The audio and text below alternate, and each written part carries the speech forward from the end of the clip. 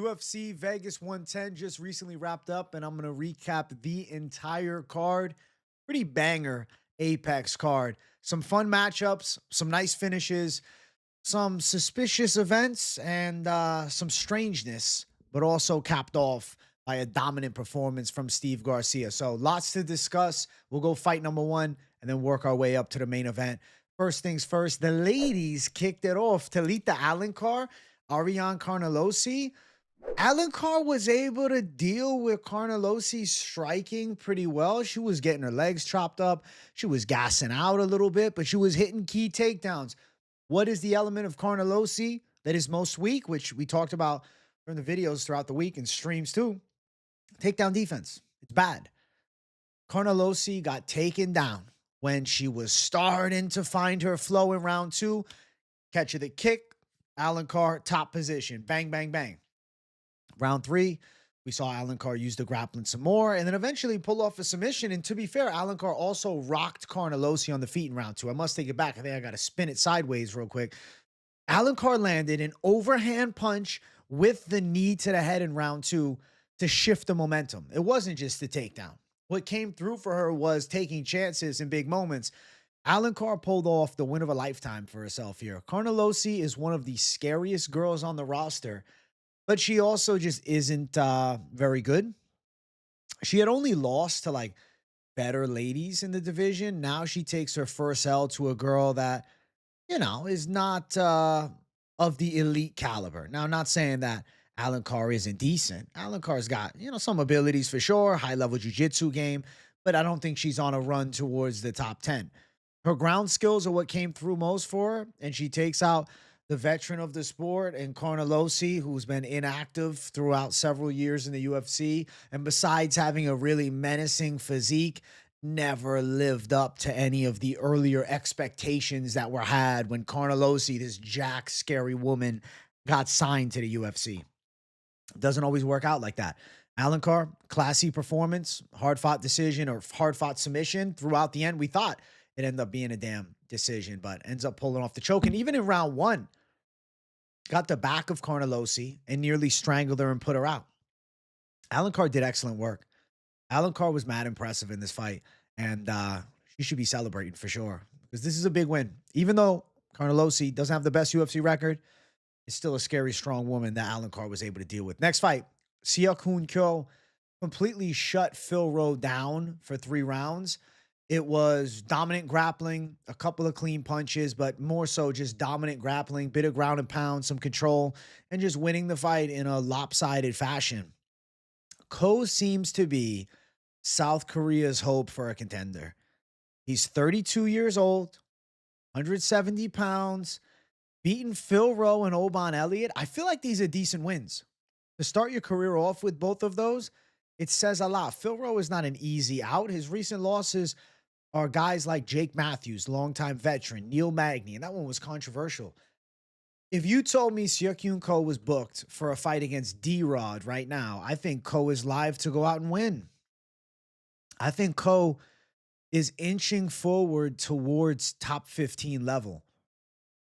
I don't know where the UFC's mentality is going to be on placing him for a next matchup.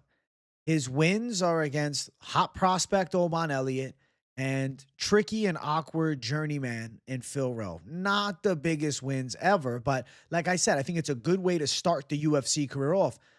I'm looking towards the division and I'm thinking to myself, am I wild for wanting to see Ko get a move up fast? Is it bad of me to want to see Ko versus somebody like Punahele Soriano, who's 3-0 at welterweight? I don't think so. I think he can win that fight, and I think that's an intriguing matchup. Soriano got power, but, you know, as of recent, he's had to rely on those wrestling skills in certain fights. And I think Ko's judo base and the sambo background probably allow him to defend those takedowns, and I think his power would be a big factor in that fight. He potentially puts Soriano to sleep. They may move him up faster than that. I mean, there's a chance that we could see Ko even fighting somebody towards the rankings next. Like, if you told me Ko versus D-Rod was booked, I'm not complaining. For Phil Rowe, can we just have some fun? Can we just have some fun? Phil Rowe, Kevin Holland. Why not? Why not? If they're not going to do Neil Magny, Kevin Holland. Holland's lost a couple in a row. Rowe's what, 1-3 in his last four.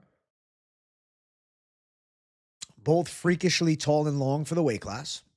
Let's have them fight one another. I want to see it. I vote yes. I hope the UFC decides to book it. Next fight, Elise Ardelean pitched a shutout against Montserrat Ruiz. Outboxed her, tuned her up, way more strikes landed, way more accurate with her strikes too. Like if you look at totals, more total strikes thrown, more significant strikes thrown, and then a lot more landed on the opposite side. So I was very impressed with Elise Ardelean's performance here. High volume strike and attack, precise output, on point with the stand-up game, fending off the wrestling attack at Conejo, and even taking her down late in the fight. Montserrat Ruiz is kind of just like a wild gunslinging woman. She doesn't have much skill. I never felt that, or at least not after the evidence was presented that she doesn't have much skill. I never felt like, she had much of a chance to turn up in this fight, but she was a really big underdog. And I know some people were tempted to bite on that line. She is at a point now where she's lost 4 straight fights, hadn't fought in 2 years. Like, there's not much of a point to waste the time and keep her on the roster. That's really where I'm going with this. I don't think there's a point. I really don't think there's much of a point. I think for Elise Ardelean, a matchup that could be had for her, somebody like potentially a Stephanie Luciano. She's won 2 straight fights. Luciano coming off a nice win, but still a young prospect, and it's not like she beat somebody world class. I'm not opposed to that. 11-7 now. Ardelean's record isn't so ugly. For Montserrat Ruiz, she should be released from the UFC. I mean, there's no reason to keep her on the roster anymore. If they were to keep her on the roster, why not do her and Puja Tomar or her and Rayani Dos Santos? One of the two would make most sense. So we'll see, though. Elise Ardelean, good performance. Pitched a shutout. Nice stuff. Now, this one was testy. Ketlen, Vieira, Norma, Dumont. Close at the end of it.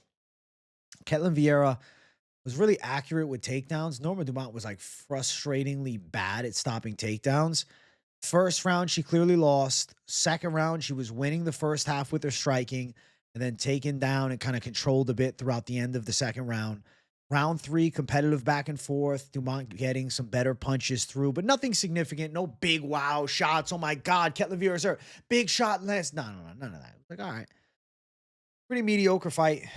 Not one to remember. And I'll tell you, after this fight, I said it during the stream. I said, there is no chance that Norma Dumont beats Kayla Harrison. She can't stop Ketlen Vieira's wrestling. She gets a decision that was testy, but I like how the judges are no longer, or at least as of recent, the past 2 cards, they're no longer rewarding just takedowns. You have to do something with it. Ketlen Vieira didn't get off any ground and pound. She was outstruck for the early portion of round 2 and then landed a takedown and kind of just sat there.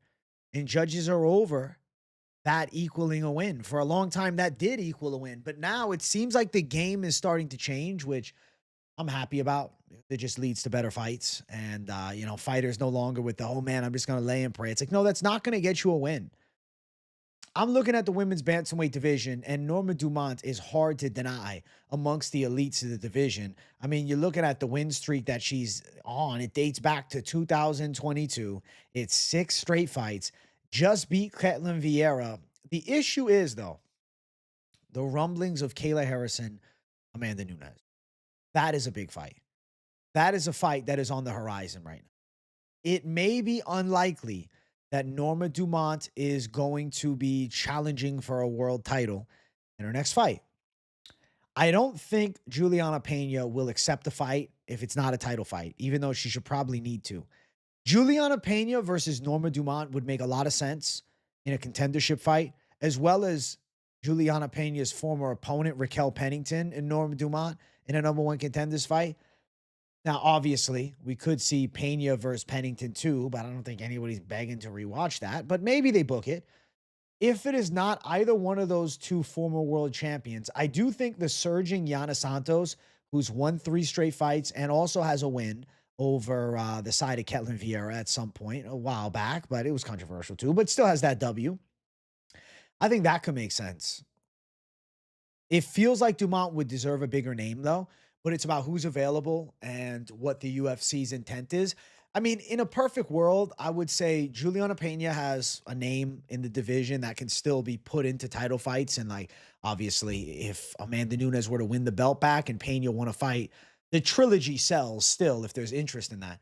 I think Norma Dumont versus Juliana Pena makes a lot of sense, or her versus Raquel. I think she should have to fight a former champ.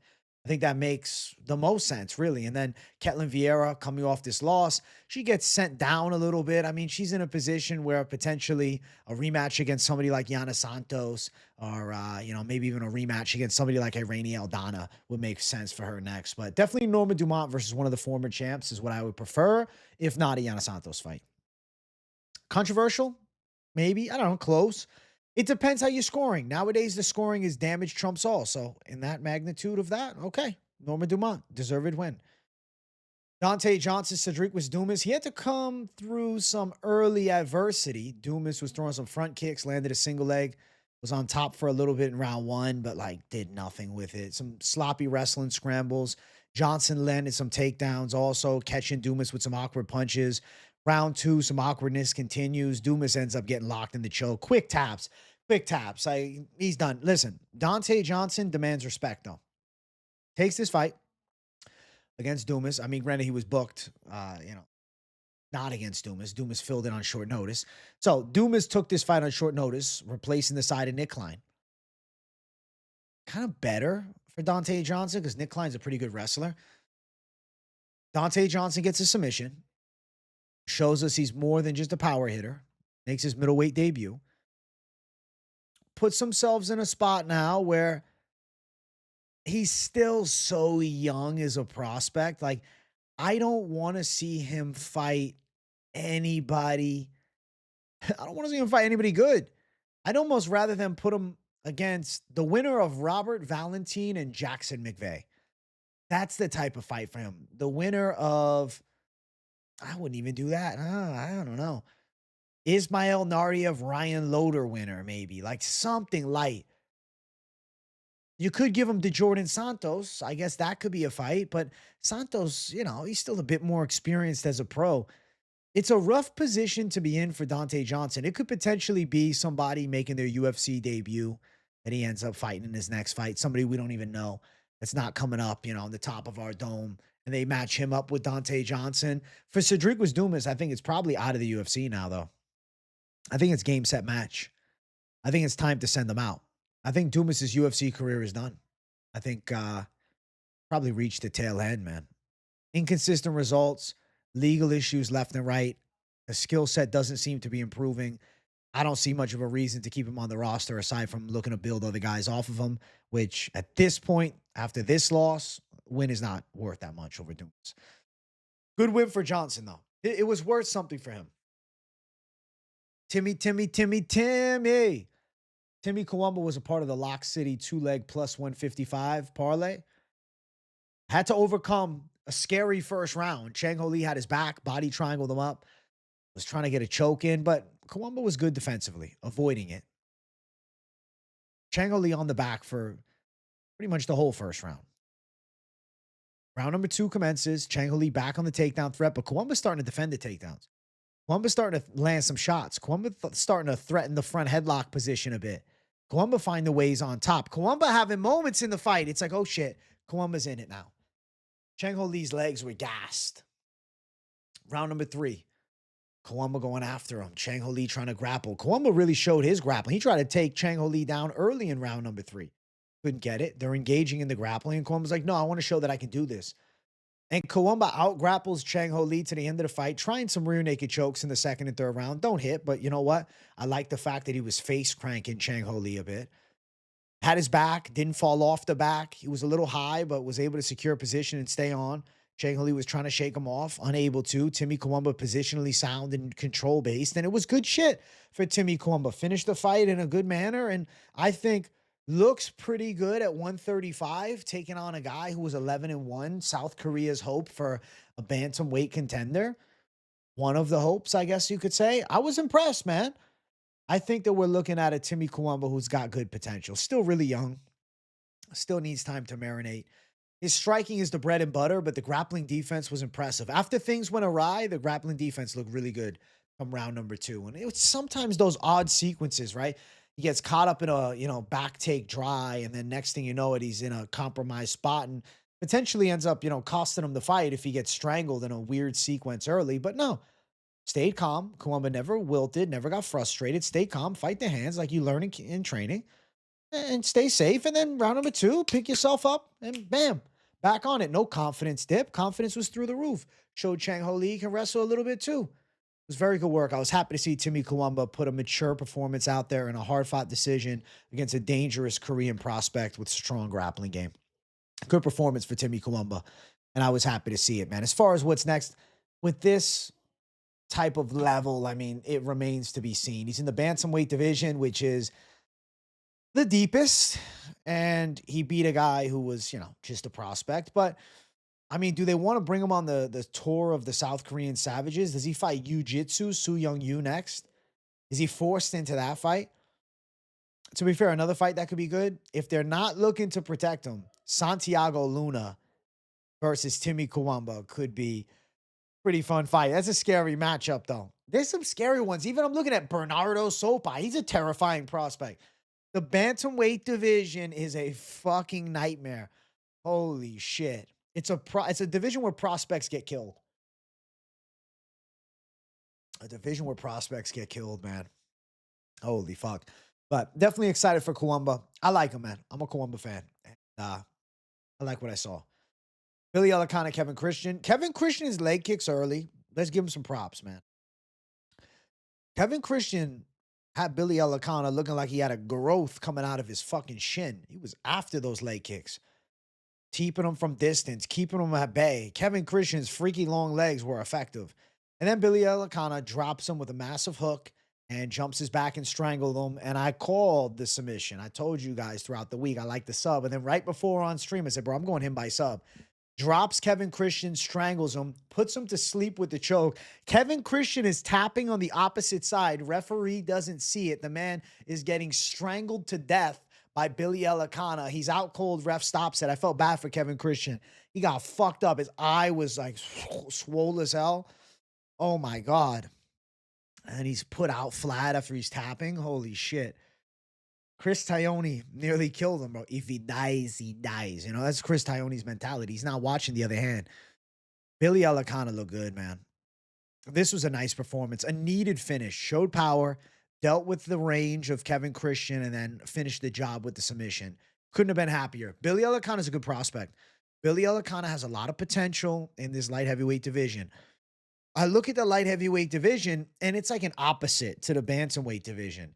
I'm like, are you telling me right now Billy Elekana cannot run it with some of these guys? If you told me Billy Elekana versus Navajo Sterling was going to happen, I think that's a competitive fight.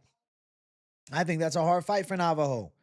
He's 30 years old, which is youthful in this division. You look at the division, though. Navajo Sterling, a prospect. Julius Walker, that's an interesting fight. Billy Elekana, Julius Walker. Elekana going to have the power advantage. Walker going to be looking to grapple him. Elekana can start landing some punches. I mean, Julius Walker could end up going out. They're both 1-1 in the UFC. That's a really sensible next fight. There's winnable matchups. It's crazy they're doing Volkan Ozdemir versus Alonzo Menafield. I think Alonzo's going to get dusted in that fight. Oh, my God. I think that's a mistake. Yakeyev making his debut in Qatar later this month. He's fucking terrifying. Abdul Rahman Yakeyev, he'll probably destroy Sequeira in, 2.5 minutes or less. I think Billy Elekana's fun. But I emphasize the point. When I say he's fun, I mean it. He's fun. I do think that this is a killer's den of savages. So I do not know how he fares as they move him on up to guys like Navajo Sterling, or if they move them past that to some of the more established guys, but it's quick running to the top. He could maybe fight Uran Sadi Baldiev next, and that's a difficult fight. It's easy pickings at light heavyweight, but there's still some decent talent. And it's not like Elekana really beat a guy that had any skill. Kevin Christian's the worst, probably light heavyweight on the roster. Or at least him and Dr. Nurgajai should fight for who's the worst on the roster. Maybe we'll get that fight. Maybe that fight will be booked. That'd actually be a good fight. Kevin Christian, Dr. Nurgajai. Who is the worst light heavyweight roster? I want to find out. Main card. If you guys haven't yet, hit that like button. If you're new, subscribe it up. Nascimento versus Cody Durden. Good fight. Cody Durden had some boxing moments early. Nascimento, oh my God. Talk about freaking out on commentary. His chin is so high. I'm like, can you guys just relax? I'm like, can commentary calm down? Nascimento's not known for being a chinny bum. Yes, he brings the chin up a bit. Yes, he fades away from the shots a lot. But can we fucking relax? Please. Nascimento's still sitting in the pocket, mixing it up with Durden, chopping at his legs. Nascimento's trying. He's gotten hit with a few shots. Durden had a decent round one, but it's not like Durden is rocking Nascimento left and right where you have to be so worried about his head positioning. It was just very strange over-exaggeration. Round number two, Nascimento bringing some pressure. He starts messing the Durden legs up pretty bad. Round two, Durden switching up the stances. Nascimento finds some moments in a striking exchange. Hits Durden with a couple of good shots. They keep fighting. Another big exchange. Nascimento finds one. Hook from Nascimento. Durden's all kinds of rocked. Tries to shoot. Bam. Locked in an anaconda. I predicted submission. I thought if Durden got tested, he would shoot and then he'd get strangled. And he did. Exactly what you'd expect to happen. Durden trying to wrestle with this level of jiu-jitsu finds himself strangled. Cody Durden's in a tough career spot. 3 losses in a row. Oof. Took this on short notice, did the UFC a favor. And commentary's like, oh, there's no pressure on Durden. I'm like, they've cut guys on losing streaks who step in on short notice before. What are you guys talking about? There was definitely pressure on him. Cody Durden versus who? Hyun Sung Park if he's lucky? Cody Durden versus Felipe Bunez if he's lucky? They might give him Leonard Kavanaugh. And Kavanaugh's a nightmare matchup. Nascimento was supposed to fight Rafael Estevam on this card. I personally would be interested in the rebooking of that fight. He's calling out higher level ranked contenders. He's calling out towards the top. He's talking about Asu Almabayev, who's fighting Alex Perez.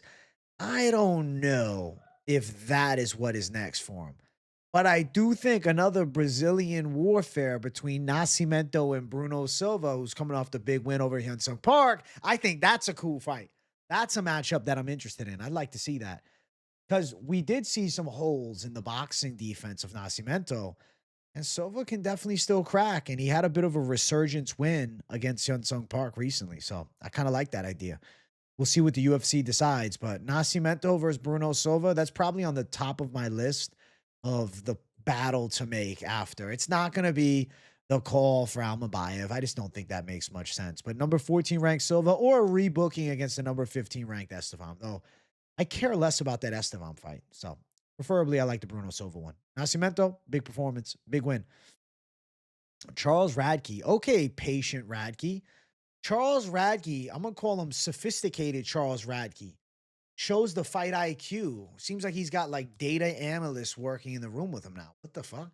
This is not the Charles Radtke we used to know.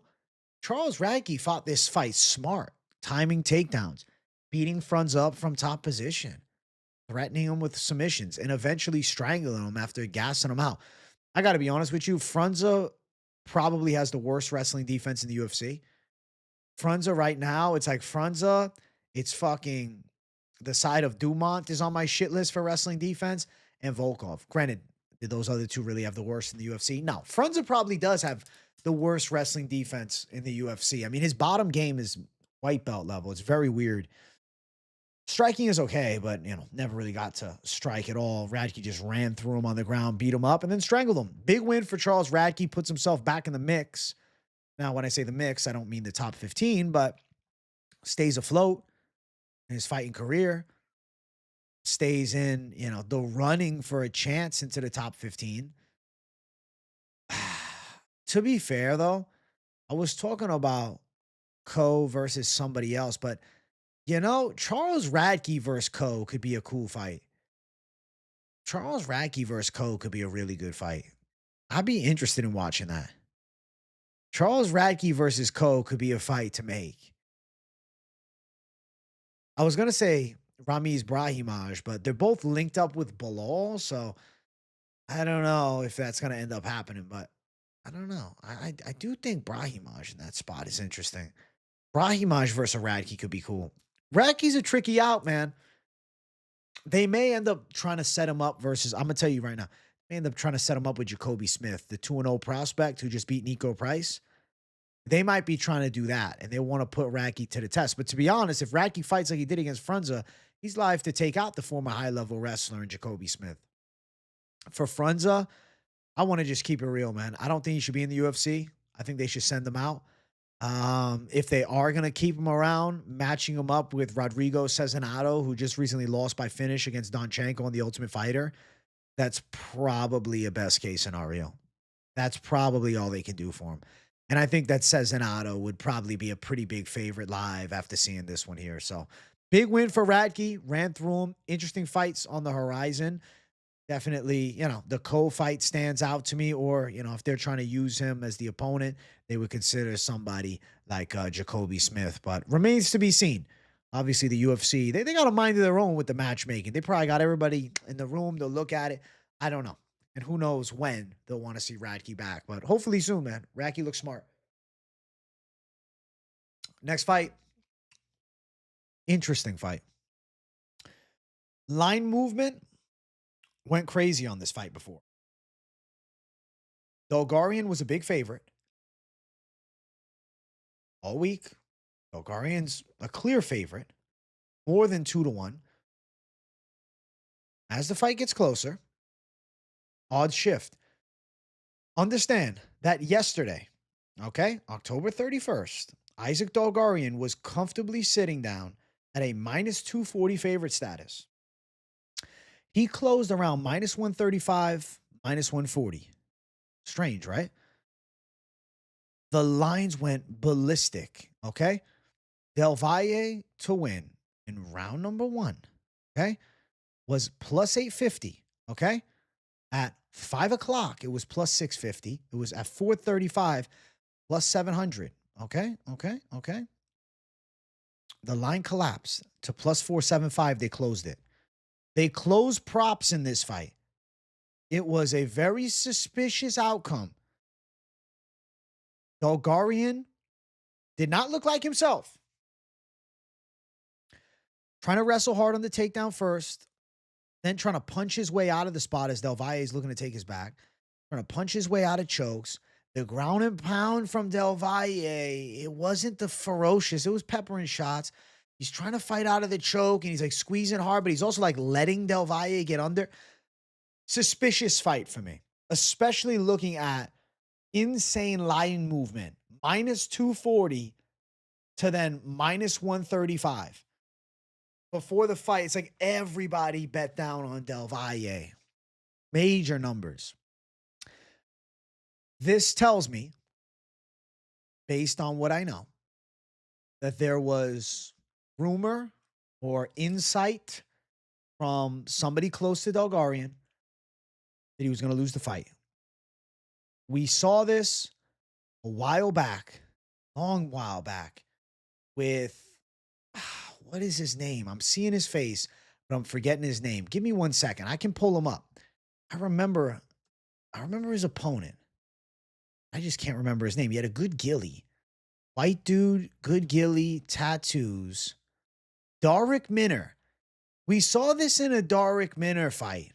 Yes, with Shailan Nordenbeke, where the line was moved suspiciously. And at that time, I think there was the correlation with Kraus. Strange to see that happen with Dulgarian here, being linked up with the crew that used to be with Kraus. I don't know. Very weird situation. Now, Dulgarian potentially could have been fighting injured. The rumor mill spread. Maybe he had a hurt back or something like that. But there was a lot of money being bet down on the Del Valle side right before this fight. Serious, though. And that doesn't happen by accident. So, a lot of suspicion around this fight. The way that Dulgarian fought was strange. It was an uncharacteristic performance for a guy notable for his grappling, especially a guy that gave C-Rod a difficult fight, who's also a notable grappler and lost a competitive and even controversial decision. Then get completely ran over by Del Valle tells me he's fighting seriously injured. potentially seriously injured with the intent to lose. I don't know. I don't know. Very weird situation. Very suspicious situation. I wonder if there would be further investigation around this. A lot of people on social media talking about this result. Dulgarian, obviously a teammate of David Onama, who was linked up with Krause at one point too. Yeah, shady stuff on this fight. And Del Valle looked like a monster. I mean, he looked terrifying. He looked physically, he looked amazing, and he made it look so easy against Dulgarian. Suspiciously easy, man. And the way Dulgarian is like trying to punch himself out of the positions is confusing for me when you have somebody in Dulgarian who's known to be high level. Of course, hard to prove. You say, oh, well, no, he's not normally in those compromised spots. He's a top control-based wrestler, grappler, etc. Yeah, this was a weird one. This was a really fucking weird one. And it felt rigged to me watching it live. Whether or not it was actually fixed or the rumor spread that Dulgarian was injured and then people chose to bet down against that. And maybe it was somebody close enough to Dulgarian's side that, told it it's true. That could be it as well. Or it could be people involved with Dulgarian who knew there's a conversation that took place. Listen, this ain't going to go well. This ain't going to go well. I'm going to shoot. I'm going to get stuffed. You're going to take my back. You're going to finish me. Suspicious. All the prop betting closed down right beforehand. We're in Vegas too. A lot of red flags around this fight. I wonder if there would be some type of further investigation. I guess I'll quickly check X right now because I'm thinking to myself, like, could there be a further investigation happening? It looked very weird. A lot of money coming in on Del Valle. DraftKings pulled the prop odds. Very odd. Keep an eye on this one. That happened earlier in the night. Weird. Picture of Dulgarian with James Krause several years ago. He was with him. Yeah, he was linked up with Krause. Submitted in the first round as one of the best grappling prospects at featherweight. Guru posted it. Right? Yeah, something got leaked. Something got leaked, man. Very weird. Very, very weird. And like Del Valle wasn't like fully squeezing the choke. It seems, listen, it seemed to be fixed, man. Like there's so many attempts and it doesn't make sense to me. It's like they're trying to sell it as it's real. I would like to see further investigation. You know? I think there should be. Very weird.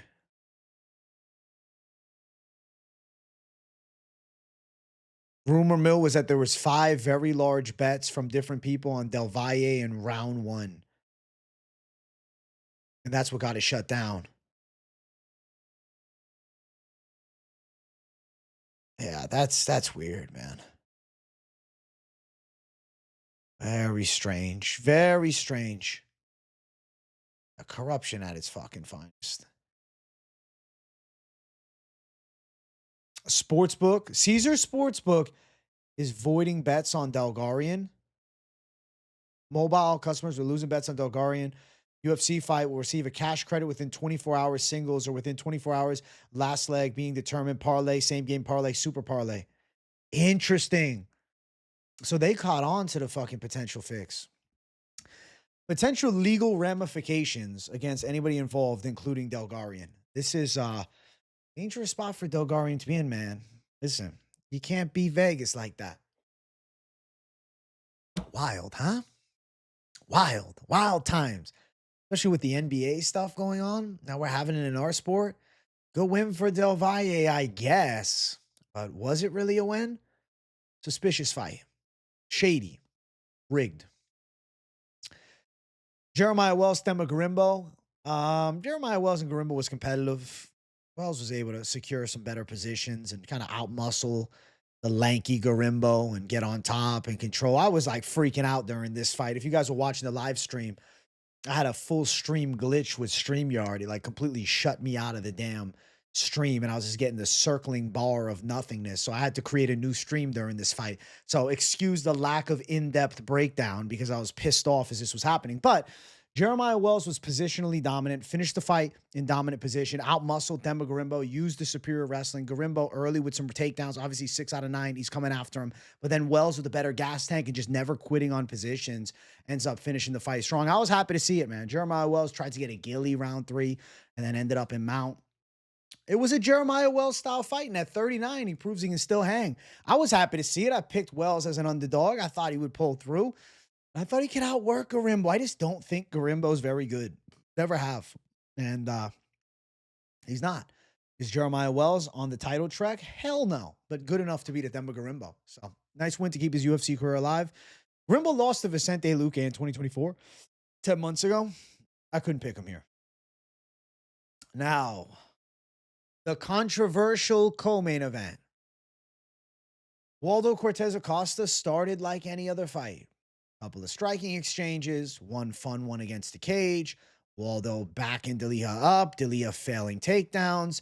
And then a blitz from Delija. Ring finger in the eye of Where's Waldo into a blitz of punches as Waldo is turtled up. Referee jumps in, pauses the fight or stops the fight. Waldo complaining of his eye. Commission looks at it. Referee looks at it. It was Mark Smith. They review and deem the strike an accidental eye poke, an eye gouge from Delija, teammate of Tom Aspinall. Waldo is sitting on the stool. Delija's team celebrating. They're thinking it's a TKO. Waldo thinking he's getting robbed of a chance of a fair fight. They make it right. Waldo says, I can fight. He says, I can see. I can fight.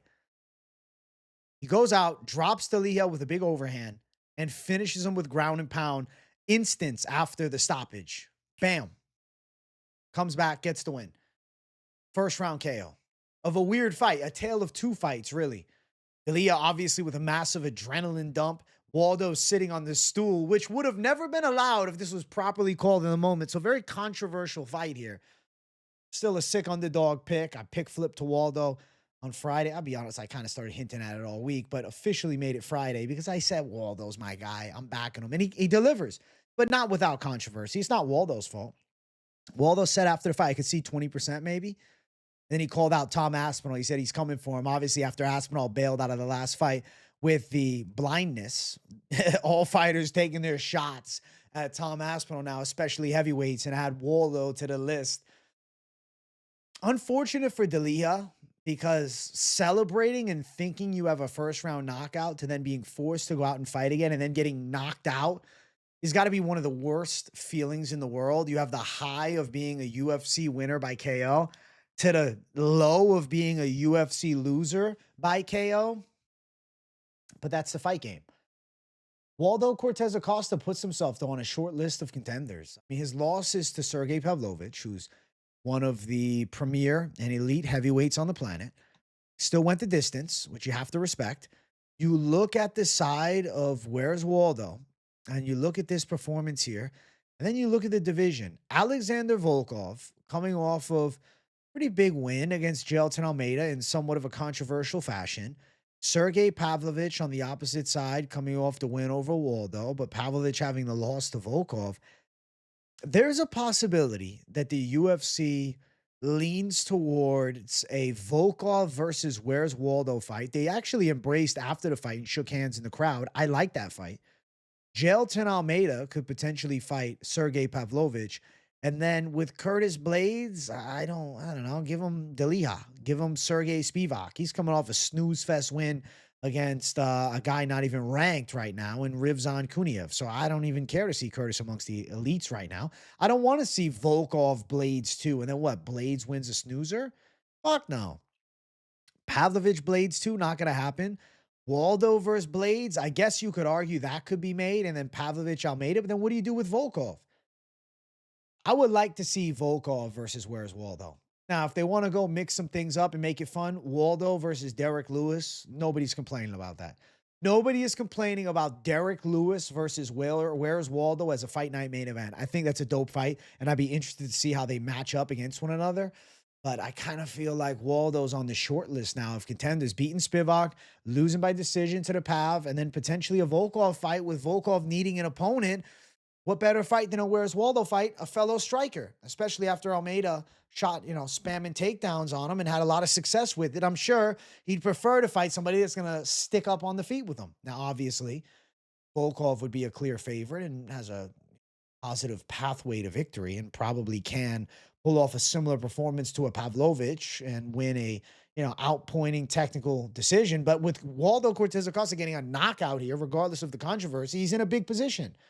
Now, for Delija, it's unfortunate. I think that he's still one of the better heavyweights. I kind of think him versus a Sergey Spivak makes sense. Now, of course, they could end up doing him versus somebody like Curtis Blades. Curtis Blades doesn't have a ton of hype right now, but that is a move up the ranks to number 4. But it's a Blades that has lost by knockout to Tom Aspinall, to Pavlovich, who's pretty far out of the title picture right now. Very interesting division, man. For Delija, it remains to be seen where they'll go with him. I mean, you could even argue that Delija versus Derek Lewis would make sense, but seeing him knocked out here in the first round, and he's a smaller heavyweight, I don't really love that Lewis fight. I think a Spivak fight is more sensible. I don't even love that Curtis Blades fight, to be fair. I think Delija can end up getting knocked out badly by Blades, but I actually would prefer Delija versus Blades for a chance for Blades to get a knockout win and then, get some fans back on his side and push with some hype to then make his final heavyweight championship run. We'll see what ends up happening. All things ended controversially. This card was just a weird one, but Waldo getting the hand raised, it was the right pick at the end of the day, and he gets a first-round knockout on the official record slip. And another eye poke, no point deduction. I thought there should have been a point deduction. It is what it is. Waldo continues, demands a lot of respect, and after the fight, he was right on that eye, so it was obviously bothering him. Quick KO, it worked out perfect for him. Main event. If you guys are watching and enjoying, hit that like button. If you're new to the channel, make sure you subscribe. Steve Garcia buzzsawed through David Onama in just a non-competitive fight. 2 strikes to 33 is fucking crazy. Now, I know there's going to be a lot of suspicion because of how the Dulgarian fight went down. People are going to start to say, oh, the Onama fight could have been rigged too. I don't think that's the case. No, I don't think David Onama went out here to lose to Steve Garcia. I don't think he was coming in injured. He just could not deal with Steve Garcia's accurate pressure striking attack. Steve Garcia was on him with punches, backing him up, making him uncomfortable, catching him with shots over the top, and he was consistent with the attack.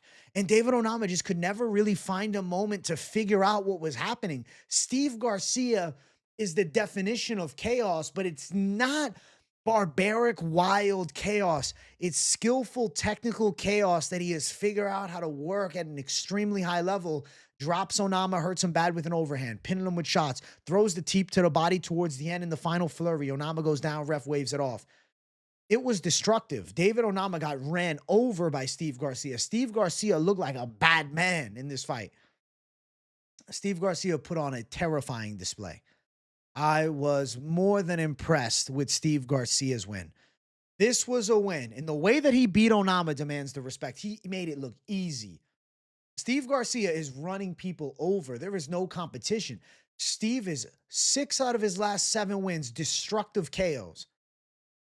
The only guy that went long with him is one of the toughest fighters in UFC history, Calvin Kattar, and he got fucked up in that fight. Steve Garcia is a bad man. And to not give Steve Garcia a massive fight is a mistake. Now, of course, Steve Garcia, after the fight, he calls out Max Holloway for the BMF belt. That's fun and dandy and all. But, bro, you're a featherweight contender. Why are we calling out Max Holloway? You're never going to get that fight. Holloway's going to fight Oliveira. So, Steve, I like you chasing your dream for that. I like what he said in the post-fight speech. But what the fuck, man? I wish I could have been there to advise him and say, Steve, don't call him out. Steve Garcia has a couple of options here. The one that jumps out to me and says, fuck it, let's make this happen. John Silva versus Steve Garcia could be one of the most violent fights in UFC history. It's a fight night main event. It's a banger fight on a pay-per-view. UFC should strongly consider booking Steve Garcia versus John Silva. Steve Garcia was too terrifying in this fight to not consider giving him the John Silva chance. Silva took a bad loss to Diego Lopez.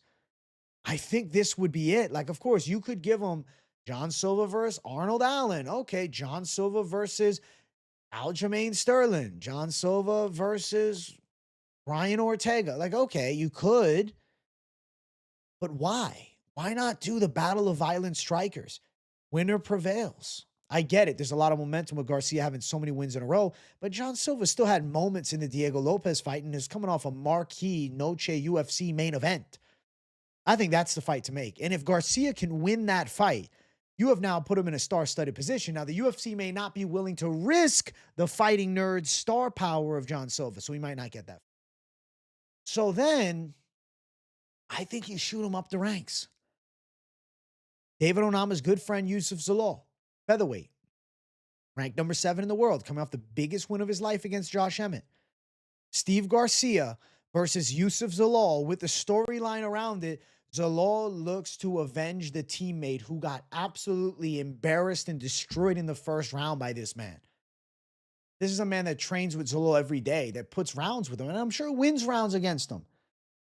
Zalal better be shooting takedowns on Steve Garcia. Steve Garcia's stock is through the roof right now. I believe the UFC should be investing in Steve Garcia. I think the John Silva fight is perfection. Now, they may not go any of those directions. They may decide to do something completely out of left field that I'm not seeing, like maybe Steve Garcia versus Brian Ortega, who's known for a very good chin.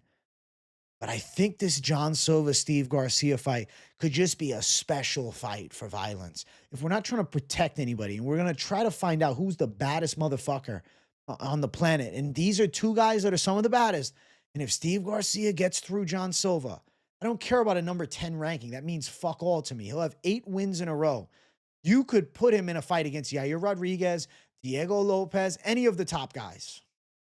Lerone Murphy, depending upon what happens with Volkanovski and who he fights in his championship fight.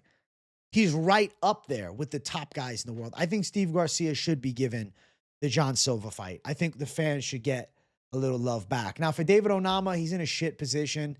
In a perfect world, a bit of a layoff, maybe a fight against a Dan Ige who just got shut out by Pitbull. I don't think that's a terrible idea. I think that kind of makes sense. I don't think they should give him, somebody up the ranks. He beat Giga Chikadze, who's at 15. It's maybe doubtful he'll fight somebody unranked. Possible, though. I mean, they could potentially say, hey, man, you're going to be ranked number 15 now. We'll boot Chikadze out. Maybe want to, test the prospect against David Onama, especially as bad as this loss was. He could be forced into fighting, somebody on the come up right now that has some hype. Who would that be? I mean, Nathaniel Wood, David Onama, Duho Choi, David Onama. To be fair, the UFC could also be like, hey, we want to do Duho Choi versus Steve Garcia in a battle of violence. And I don't think anybody's going to complain, but, Choi hasn't fought since 2024. He pulled out of the fight against Willie Cat. That's a much lesser fight than the matchup between Steve Garcia and Onama. So I think with Steve Garcia, let's give him something big. I want the Gian Silva fight. And then for the side of Onama, I'm cool with watching him fight somebody like a Nathaniel Wood, who's on a nice little streak and kind of deserves a big chance. So we'll see what the UFC decides, but all things together, dope Apex card. My record on the card, 11-2. Had Steve Garcia by KO in the main, W. Waldo Cortes-Acosta in the co-main, W is the pick flip. I was planning on pick flipping. After Sunday, I said, I'm tripping. I'm not going against my guy. And look at that, W underdog. Had Jeremiah Wells over Gorimbo, W. Now, I had Dulgarian, Valle, but I'm not even counting this. This is a fucking no contest because there's suspicion on this shit, man. This could potentially be overturned. Radtke, Frunza, I was delusional thinking Frunza will win. I got to stop picking guys that reside in Italy just because. I thought he'd have a chance to really land, but he couldn't stop the takedown to save his life.